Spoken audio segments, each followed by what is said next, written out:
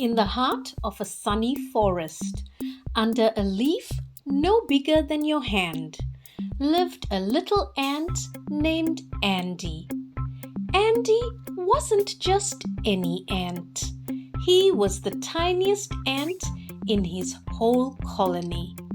But Andy had the biggest dreams. He wanted to explore the whole world beyond the ant hills, the tall grass, and even the trees. One morning, he packed a crumb of bread, which was a whole loaf to him, and set off on an adventure. As Andy marched through the grass, the ground began to tremble. Boom! Boom! Boom! Suddenly, a huge shadow covered the sun. Andy looked up and up and up. There stood a dinosaur, a big, green, long-necked dinosaur. Andy was scared. He'd never seen anything so huge. But the dinosaur bent down slowly and said, "Hi there, little one. I'm Daisy." Andy blinked. You're not going to squish me?" Daisy laughed a soft, rumbling laugh. "Of course not. I just wanted to say hello." And just like that, something very unusual happened. A tiny ant and a giant dinosaur became friends. Andy climbed up Daisy's long neck. It was like hiking a mountain.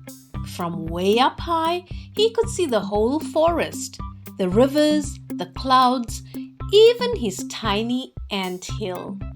Daisy carried Andy across rivers and over hills. Andy told her stories of the ant tunnels, and Daisy told him about ancient volcanoes and starry skies. One day, dark clouds covered the sky. The river near Andy's home flooded. His ant colony was in trouble. Andy panicked. "Daisy, they're too small to swim. What do I do?" Daisy didn't hesitate. "Hold on, Andy. I've got an idea."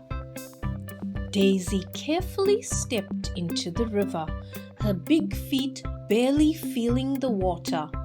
She used a fallen log to make a bridge and gently picked up leaves and twigs to float the ants across.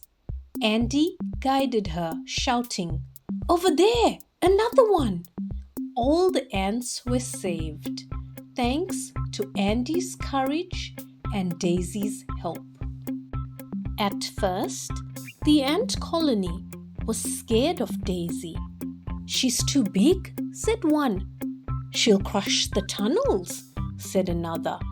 But Andy smiled and said, "She saved us all. She's my friend." The ants watched as Daisy gently lay in the grass, not squashing a single leaf. Slowly, one by one, they came out to meet her. From that day on, Daisy visited often. She brought big leaves for the ants to use as roofs and helped gather water from faraway streams. And the ants? They sang songs and made Daisy crowns from flower petals. They learnt that even the biggest dinosaur and the tiniest ant could be best friends. Andy stood on Daisy's head one sunny morning. "Daisy," he said, "did you ever think we'd be friends?" Daisy smiled. "Not in a million years." Andy grinned. "But I'm glad we are."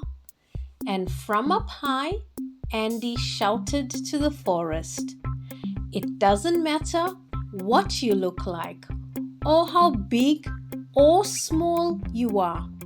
A kind heart is what makes someone a great friend." Andy and Daisy kept exploring.